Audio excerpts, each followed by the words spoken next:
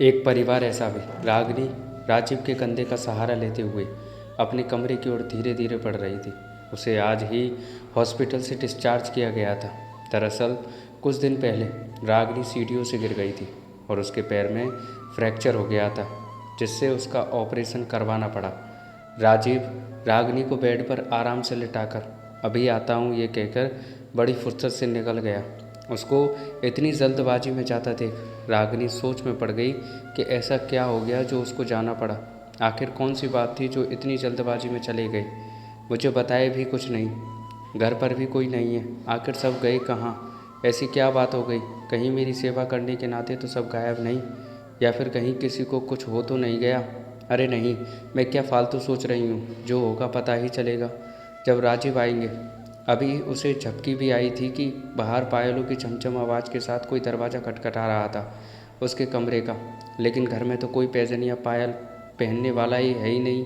फिर कौन हो सकता है? डर के मारे उसकी हिम्मत नहीं थी कि वह बोल सके दरवाज़ा खुला है, अंदर आ जाओ।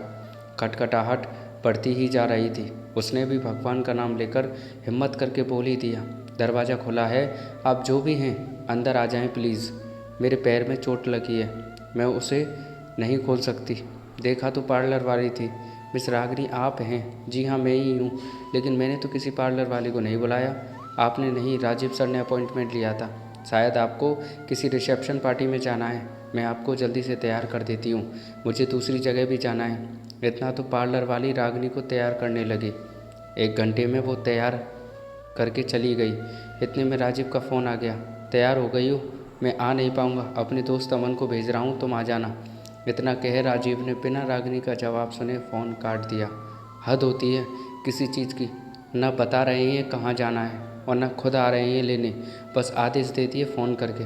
भाभी आइए, मैं सहारा देकर चलता हूँ आपको। भैया थोड़ा बिजी थे इसलिए मुझे भेजा है। रागिनी मूक दर्शक बनी अमन के साथ चली गई। बहुत जल्दी पहुँच गए अमन भैया? हाँ, भाभी पार्टी इसी होटल में है। इससे आगे रागिनी ने कुछ पूछना उचित न समझा। राजीव नहीं बता रहे तो दूसरों से क्यों पूछूं? चुपचाप अमन के साथ उतरकर जाने लगी। हॉल में अंधेरा था। अमन के पास किसी का फ़ोन आ गया और वह बात करने लगा तो रागिनी को लगा अभी भी वह गिर ही जाएगी। इतने में किसी मजबूत हाथों में उसे थाम लिया और वह चिल्लाने ही वाली थी। इतने में हॉल की सभी लाइटें जल गईं। देखा तो राजीव उसे पकड़े खड़े थे और हाल में परिवार के सदस्य, रिश्तेदार और कुछ दोस्त भी मौजूद थे। वह राजीव का चेहरा देखने लगी। राजीव ने कान में कहा, हैप्पी एनिवर्सरी डार्लिंग। मुझे पता है तुम अपनी 25वीं सालगिरह इसी तरह मनाना चाहती थी, लेकिन बीच में ही तुम्हारे पैरों में चोट लग गई। सारी तैयारियां मम्मी पापा राघव और नीति ने की है। मुझे भी सुबह ही पता चला, लेकिन तुमसे बताने के लिए मना किया गया था। सरप्राइज़ था तुम्हारे लिए, इसीलिए मैं तुम्हें घर छोड़कर जल्दी आ गया था। नीति ने कहा था, आकर देख लो भैया, सारी तैयारियां भाभी के हिसाब से हैं कि नहीं। अब चलो भी केक काटते हैं, सब हमें ही देख रहे हैं। रागिनी ने कहा, आज उसकी एनिवर्सरी है। वह तो भूल ही गई थी, लेकिन परिवार वालों का प्यार देखकर वह अपने आप को सबसे खुशकिस्मत समझ रही थी। इतनी खुशी देखकर वह रोने लगी। काश हर किसी को ऐसा परिवार मिले जहां सपोर्ट के साथ साथ उसके हिस्से की खुशियां भी मनाई जाएं। तो दोस्तों, परिवार की ये कहानी आपको कैसी लगी कमेंट में बताइएगा। अच्छी लगी लाइक कमेंट शेयर कीजिएगा और ऐसी कहानी सुनते रहने के लिए चैनल को सब्सक्राइब करना मत भूलना। थैंक यू दोस्तों।